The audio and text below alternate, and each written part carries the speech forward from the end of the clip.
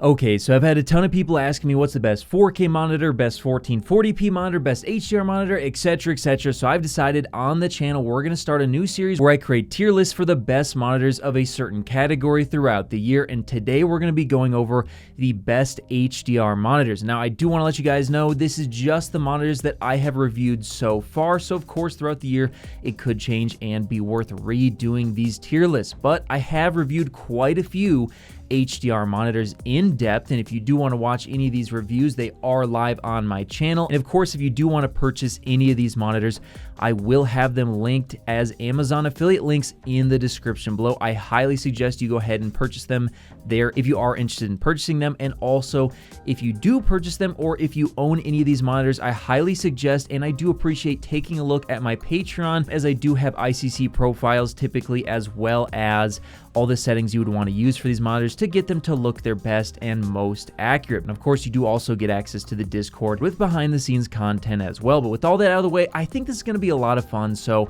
let's go ahead and get right into it. First, starting off with what I believe is the LG 27GR95QE. What a great name. And this is a 240Hz OLED panel, and it has a lot of things to like about it, but we're raising the bar a little bit. We're not just comparing it to all monitors, we're comparing it to the HDR monitors that I've tested. So yeah, the bar's been raised, and for that reason, I think it goes into B tier because while it is very fast and it's OLED and it has per pixel local dimming, unfortunately, between the matte screen as well as lower than expected brightness for an MLA panel, I think it's just kind of average when compared to the other HDR monitors on this list. But now let's move on to the INNOCN 27M2V. Now, I will be talking about price as well. I'm going to be factoring that in, so keep that in mind.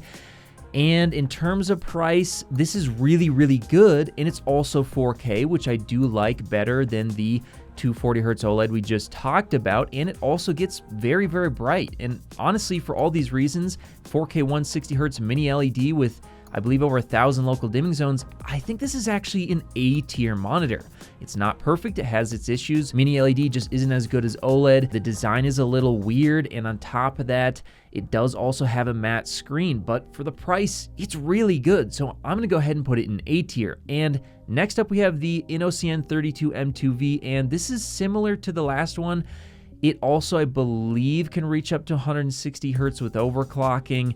It's a 4K 32-inch model, so there's actually some things I like more about this one than the 27-inch model, especially that size, but I still think it can only go as high as A tier, despite the fact that it's a really, really good price, because both of these monitors should be under $1,000, and they are very, very good at displaying HDR images. But the matte finish, I just simply cannot put anything in S tier that has a matte finish. It just harms the picture quality way too much, no matter how good the price is. No way, there's better stuff out there, but really, really excellent for the price. So I'm gonna put it in at an A tier monitor. But now let's move on to the LG 45GR95QE, I believe. And this one, ooh, this is a hard one. So it's really, really similar to the 27-inch version, except for it's 45 inches. Got that same 240Hz refresh rate. Should also be an MLA panel, but again, I think I'm gonna put this into B tier because between the matte finish and lower than expected brightness,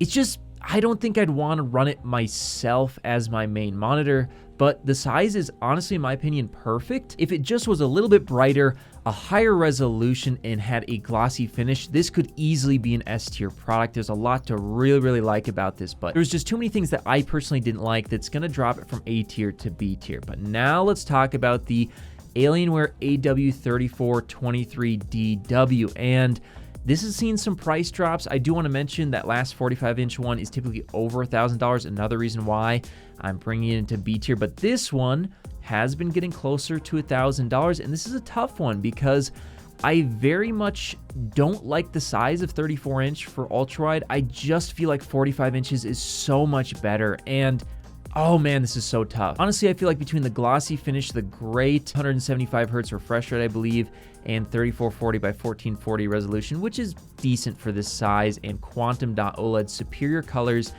I think it just edges out the LG. Again, this is kind of a preference thing because the LG has a worse finish, has worse colors, but the size is way better. So kind of up to preference, honestly, but I think for me, I'd probably rather run this one. I'm going to put it into A tier because of the better colors and glossy finish. It's just a lot better for those reasons. So A tier on that one.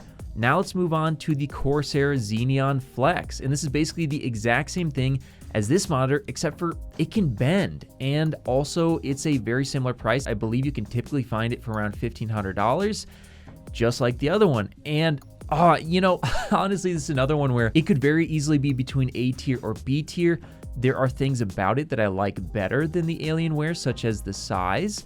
And I also like better that you can bend it, and I think that makes it better than the other one from LG. But again, the lower than expected brightness, the matte finish, I think I'm gonna have to put it into B tier, and I think I'm gonna have to start kind of organizing, you know, closer to B means it's closer to A. So let's start doing that. So I'm gonna say this is top of B tier, this is middle of B tier, this one, oh, this is so tough. I think because it's glossy and it's quantum.OLED, it has to be top of A tier. And then I think this is middle, and then this is bottom. So I think so far that makes sense to me. Now let's talk about the LG C3, specifically the 42-inch version. And this is a tough one because the price is a bit high for what it is. It's typically around $1,250 right now. And the glossy finish helps it a lot. It really, really does. But the brightness is nowhere near where I would expect it to be, honestly, in the year of 2023. And then on top of that, it just doesn't have as good of color, in my opinion, as the Alienware. So I think the glossy has to put it into A because of the clarity you get with this display, but it's got to be bottom of A because, again, the brightness and the color just isn't as good as I'd like to see. And to be honest with you guys, I feel like the refresh rate could be higher. It's 120 Hertz 4K. I feel like we could be getting at least 138 Hertz 4K or 144 Hertz 4K, if not closer to 240 Hertz in the future. I'd like to see out of this. And of course, you know, I really do think they need to move to MLA on this. If this was MLA, I think it would be like top of A tier because you'd be getting better color, you'd be getting, you know, less issues with tinting and stuff like that. There'd be a lot of things solved with an MLA panel. So hopefully they do move to that, and that could be a really, really good option for a lot of people.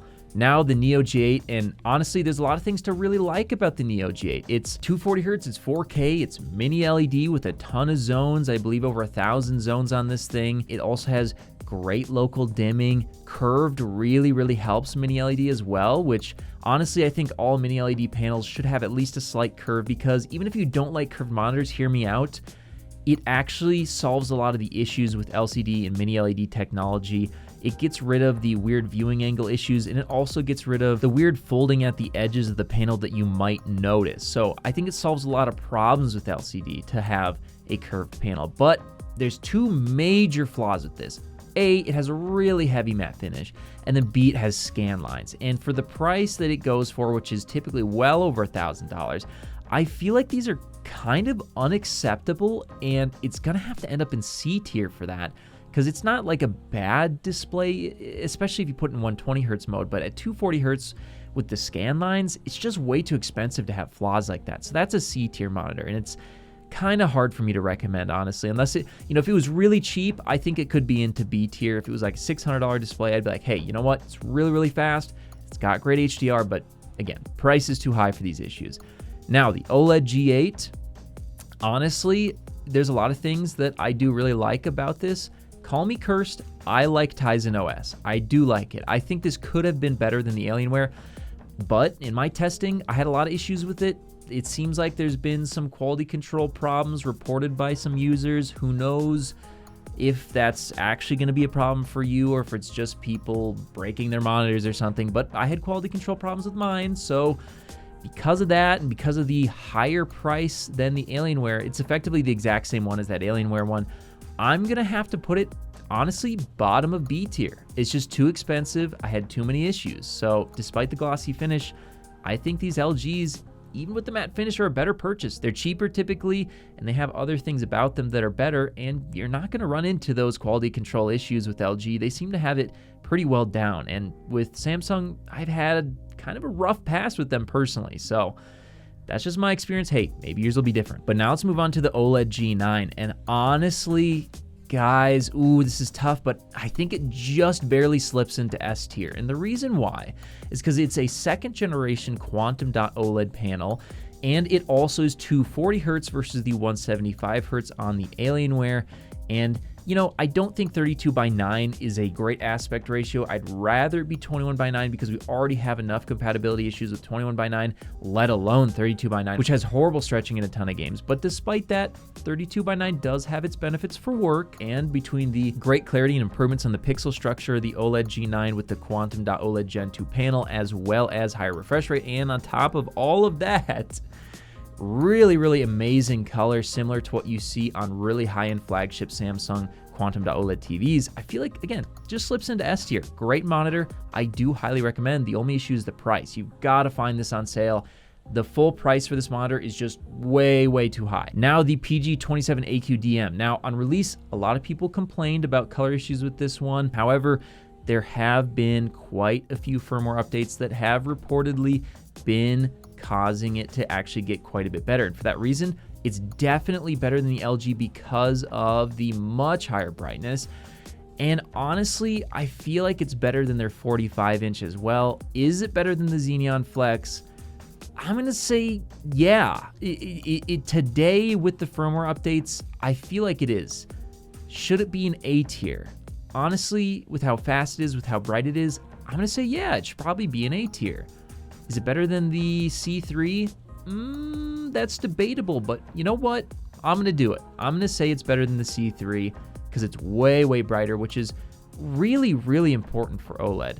Is it better than these two? I'm going to say no because the lower resolution. Listen, guys, 240 hertz is really great and all for super fast-paced games, but for the majority of games, 120 hertz is good enough. 144 hertz feels like the sweet spot. Beyond that, definitely very diminishing. I think you're much better off going for high resolution. So honestly, could be a tie between these three, but I'm going to say 4K is much preferred, and they all have a matte finish, so yeah, they're all going to have their issues because of that. But now the PG32UQX, and while this is a very bright monitor and technically could be considered one of the best HDR monitors ever created, this was also one of the slowest monitors I ever used, and it's also just stupid expensive. It's ridiculous. It was like $3,000 or something like that. And between that and the matte finish on this and the ugly chin on the bottom, oh man, I'm gonna have to, I think this is a C tier monitor. Now, oh man, is it worse than the Neo G8? I don't know, like if we count price, yes, but I feel like there's only so much that we can drop it down because of price. So I'm going to say it kind of belongs in C tier. Now, the S95B. I'm going to actually put this ahead of the OLED G9, and here's why. Yes, it's a 55-inch TV. Should it be in there as a monitor? Probably not, but you definitely can use it as a monitor, and you can hack it to work at 144 hertz and make the brightness much higher than the OLED G9 as well, and you're getting a 4K screen. So 4K 144 hertz glossy Quantum.OLED. I think that's amazing. The price is also, I've seen it like around $1,000 sometimes. So yeah, way cheaper and in my opinion, better than the OLED G9. So that's honestly a great display to use as a monitor. Highly recommend picking it up and giving it a try if your setup can take 55 inches. You're gonna have to wall mount something like this, guys. You cannot put it on your desk. Absolutely not. Do not do that. Now, S95C, top of S tier, absolutely. It's ridiculously expensive right now. Now, I have seen sales. I've seen it a little bit cheaper, but despite the price, this display is so dang good that even at like close to $2,000, it's just hard to put it any lower. It's super bright. It has the best colors I have ever seen. It's a glossy display. And it's just, in every way conceivable, it looks amazing. It's got 144 hertz native. It's just absolutely incredible. There's nothing I have ever seen that comes anywhere close to the S95C, other than, I suppose you could say S95B and the OLED G9 in terms of, you know, maybe the color and stuff like that. But the S95C beats them out because it's brighter, has 144 hertz native, and of course it's better than the OLED G9 because it's 4K, which just looks way better than 1440p. So if you're into high resolution gaming, this is just hands down the best display that's ever been created. And before you accuse me of being a Samsung fanboy because I put these up here, I put them up there for a reason, guys. Listen, I test a lot of monitors. I have not been sent anything from Samsung. In fact, I've had a horrible time with Samsung personally. I've had a lot of like damage in shipping or problems when I've received monitors or TVs. So let me tell you, I do not have any reason to be giving them the benefit of the doubt or anything like that. Guys, they just make some really incredible displays right now. You might get a few in the mail that are totally messed up. That's the risk that you take. That's just been my experience. But despite that, yeah, guys, there's no getting around it. They're just making the best monitors and TVs out there right now. But who knows, maybe next year LG will make some really crazy MLA monitors and really take the fight to Samsung. Whether you're looking to connect a new console, gaming PC, or just need a fast and reliable HDMI cable to connect over long distances, Rupro has you covered with their certified 8K HDMI 2.1 fiber optic cable, available in sizes of up to 50 feet and can deliver a perfect full 48 gigabits per second connection over distances other cables could only dream of reaching. And with 48 gigabits per second of bandwidth, it can easily drive 8K 60 FPS or 4K 144 FPS 10-bit HDR video through its ultra-thin, flexible, and durable housing, and it even supports ER. So if you're in the market for a cable that can drive a beautiful new TV or monitor, be sure to check out Rupro on Amazon today.